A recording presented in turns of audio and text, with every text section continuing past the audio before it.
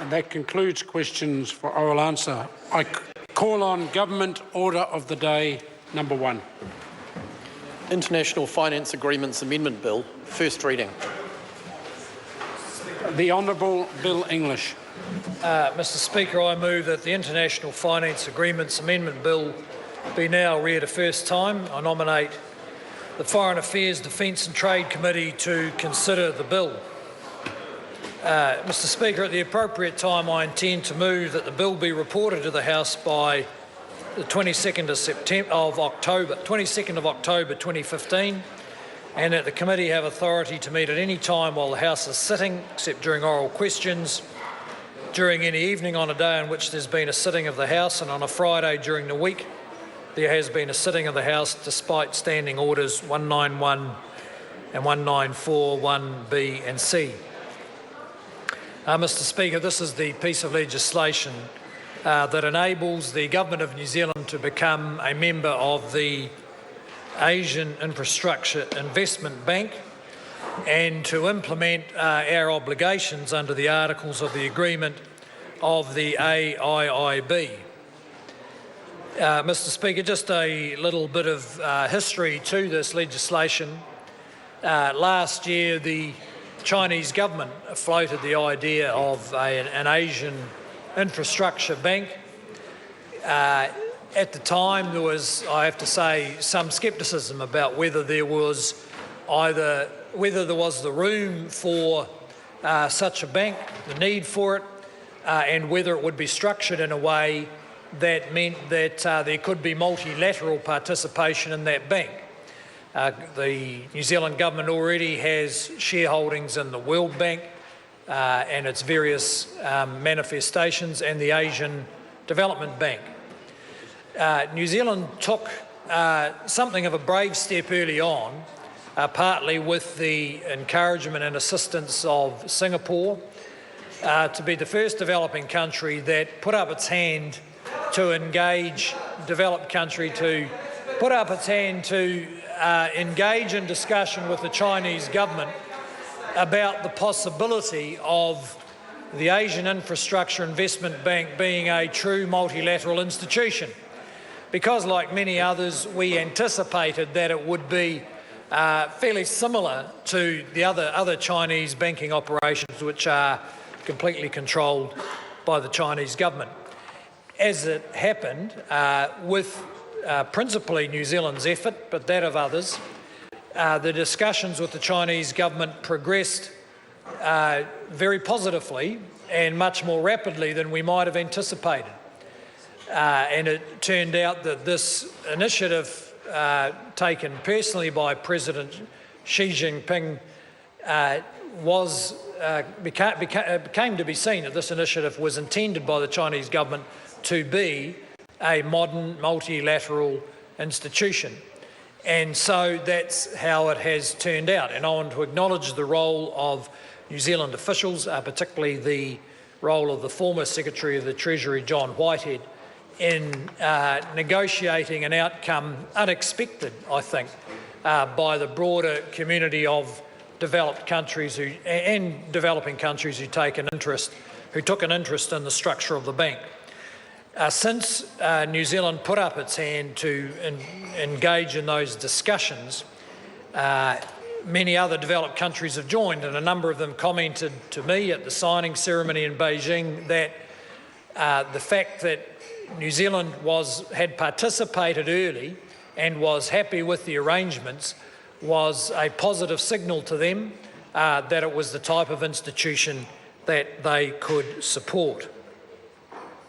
So, Mr Speaker, the Chinese government, with its focus on getting things done, has set out a timetable, as have the negotiators of the Articles of the Bank more correctly, and this bill is part of meeting that timetable. Why have we been interested?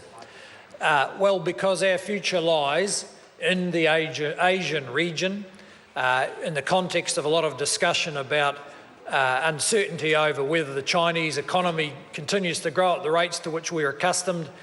It is important that we broaden our interests across Southeast Asia, as this government has, build up our relationships and understandings in other well-populated markets where there are where growth rates are significant, Indonesia, Philippines, Vietnam. One has only to visit those countries briefly to see the demand and the need for very significant investment in infrastructure. And this kind of multilateral institution allows a range of countries to participate, but I suspect it will also lead to the setting of both asset and financial standards that ensure quality infrastructure investment in those economies. And every bit of that infrastructure will be of benefit in the long run to the New Zealand economy. A well-functioning Indonesian economy will, in 10 or 20 years, be a powerhouse of growth. There's no doubt about that. The same for the Philippines, the same for Vietnam, the same for other countries where, such as Thailand, Malaysia, and so on. So we have, and those kind of considerations were reflected in the international treaty examination of both the bank and its articles of agreement, which was handled by the Foreign Affairs, Defence and Trade Committee.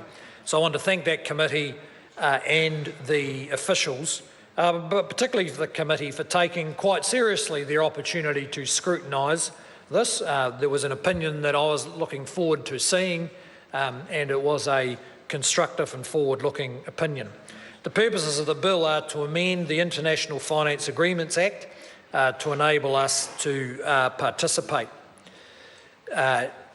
Through our involvement in the negotiations, we've seen founding documents of the AAB which promote and uphold the principles of broad and open membership, strong and efficient governance mechanisms, and a firm commitment to sustainability, to environmental and social safeguards, and transparency and openness.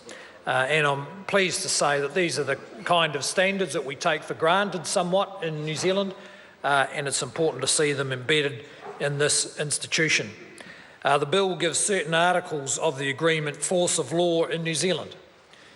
Clause 7 provides for various privileges and immunities, including from legal proceedings for the AIOB, its assets and archives, and its officials.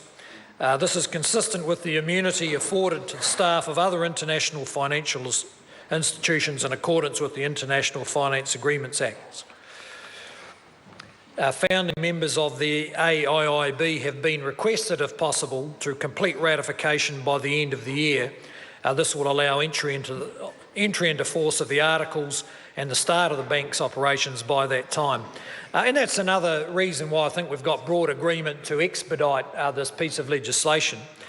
You know, multilateral institutions are often known for the slowness with which they move. We have issues with the Asian Development Bank, whose procurement processes mean that our aid projects across the Pacific are held up because they apply to small Pacific aid projects the same standards as they'd apply to a multi-billion-dollar investment in a large Southeast Asian economy.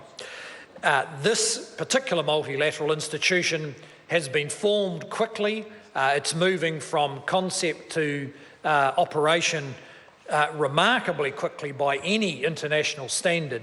And if this is the way that we can do business with other countries, not just China, but the other 49 or 50 members, then it's a great example of how, not only how we can contribute, but a great example of a higher degree of global cooperation on some of these issues than I've seen in other examples of multilateral institutions. It's intended that the bill will be brought into force when New Zealand becomes a member of the AAB. Two things must happen before that. First, New Zealand must have ratified the Articles of Agreement. Secondly, they must have entered into force, that is, approved by at least 10 signatories whose initial capital subscriptions comprise no less than 50%. We'll be a very small proportion of that 50% capital, Mr Speaker, but we can contribute by getting the job done. Again, I want to thank the Foreign Affairs, Defence and Trade Committee and the officials for their work, and I commend this bill to the House. Members, the question is that the motion be agreed to.